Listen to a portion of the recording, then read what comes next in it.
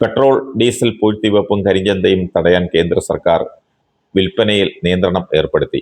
പമ്പുകളിൽ നിന്ന് ഒരു ദിവസം ഒരു വാഹനത്തിന് 200 ലിറ്റർ ഡീസൽ മാത്രമേ ഇനി അനുവദിക്കൂ. വൻകിട ഉപഭോക്താക്കൾ പമ്പുകളിൽ നിന്ന് നേരിട്ട് ഇന്ധനം വാങ്ങുന്നതിന് നിയന്ത്രണവും ഏർപ്പെടുത്തി. 90 ദിവസത്തേക്കാണ് ഈ നിയന്ത്രണം. ആവശ്യമെങ്കിൽ കാലാവധി നീട്ടും.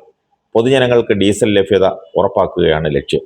വൻകിട ഉപഭോക്താക്കൾക്ക് മൊത്തവ്യാപാര കേന്ദ്രങ്ങളിൽ നിന്നോ സ്വന്തം കൺസ്യൂമർ പമ്പുകളിൽ നിന്നോ ഇന്ധനം ശേഖരിക്കാമെന്ന് പെട്രോളിയം പ്രകൃതിവാതക മന്ത്രാലയത്തിന്റെ ഉത്തരവിൽ വ്യക്തമാക്കി.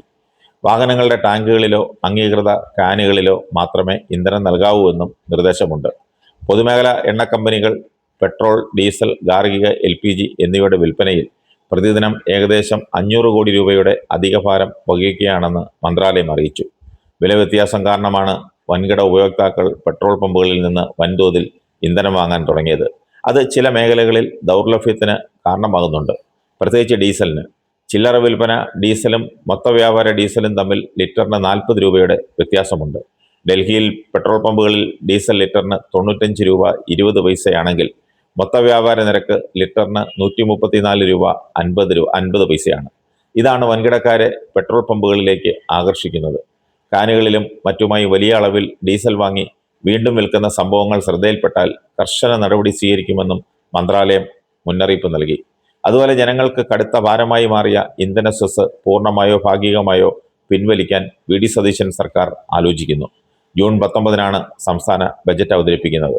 സംസ്ഥാനത്തെ ഇന്ധന വിൽപ്പനയിൽ വൻ ഇടിവും അതുവഴിയുണ്ടായ വരുമാന നഷ്ടവും പരിഹരിക്കാൻ VD സതീശൻ സർക്കാരിന്റെ കന്നി ബജറ്റിൽ നിർണായക പ്രഖ്യാപനമുണ്ടായേക്കും.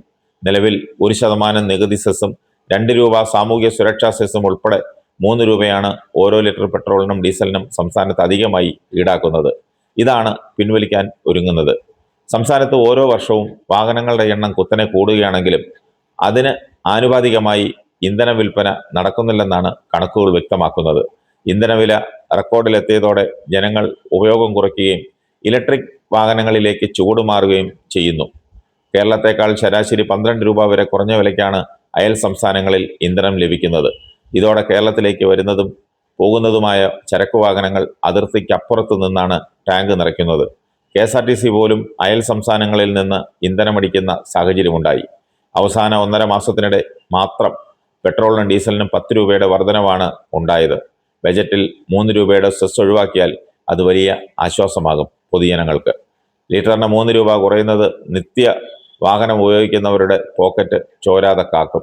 ഒപ്പം അവശ്യ സാധനങ്ങളുടെ വിലക്കയറ്റത്തിന് നേരിയ ശമനമുണ്ടാകും. വ്യാപാരികൾക്കും ഇന്ധന പമ്പുടമകൾക്കും അതിർത്തി മേഖലകളിലെ പമ്പുകളിൽ കച്ചവടം വീണ്ടും സജീവമാകും. സർക്കാരിന് വില കുറയുന്നതോടെ ഇന്ധന വിൽപ്പനയുടെ അളവ് കൂടും. കൂടുതൽ വിൽപ്പന നടക്കുന്നതിലൂടെ ഇടിഞ്ഞുപോയ മൊത്തം നികുതി വരുമാനം തിരിച്ചുപിടിക്കാമെന്നാണ് ധനവകുപ്പിന്റെ കണക്കുകൂട്ടൽ.